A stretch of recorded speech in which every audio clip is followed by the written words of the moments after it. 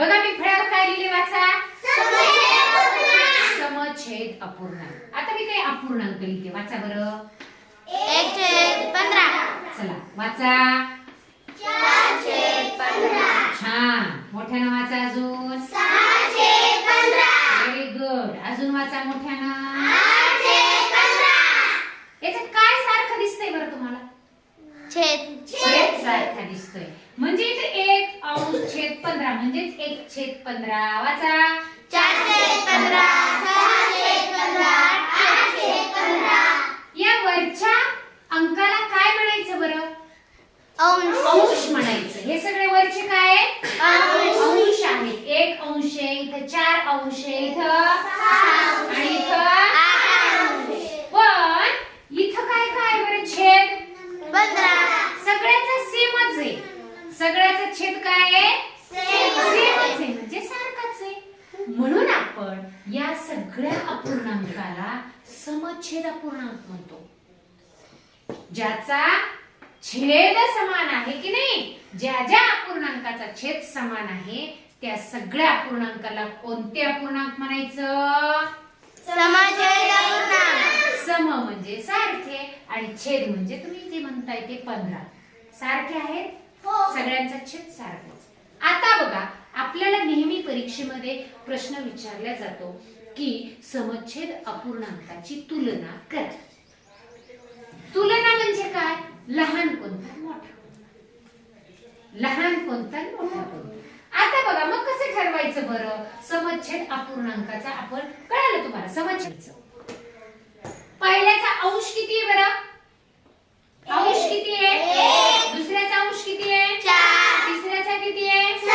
आणि चौथ्याचा किती आहे? 8. सम आहेत का हे? नाही. हे विषम आहे. हे कसे? विषम म्हणजे वेगवेगळे. विषम म्हणजे ते विषम नाही 1 3 5 7.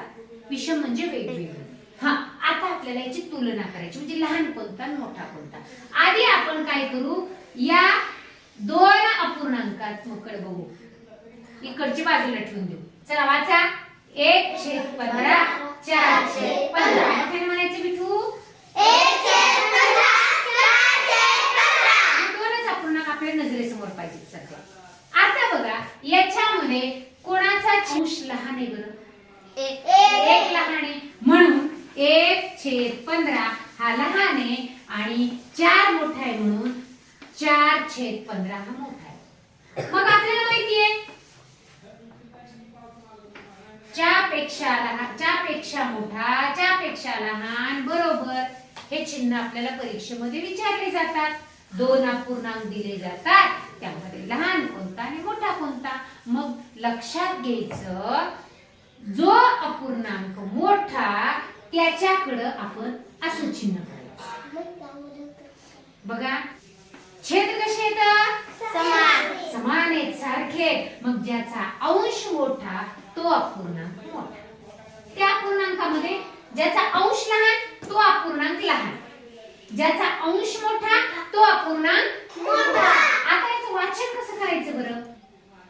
1/15 लहान आहे 4/15 पेक्षा, असं त्याचं वाचन. आता हे झालं 2 अपूर्णांकामध्ये. आता काय करायचं? सगळे अपूर्णांक लिहिते मी इथे. वाचा. आता 4 अपूर्णांक लिहिले. आता मला सांगा या सगळ्यात समछेद अपूर्णांक आहेत 8. बरोबर आले. सगळ्यात लहान 1/15, त्यानंतर थोडा मोठा 4/15, 8/15. आता याचा आपल्याला चढता उतरता क्रम लावायचा. लहान मोठेपणा ठरवला आपण 2 मध्ये.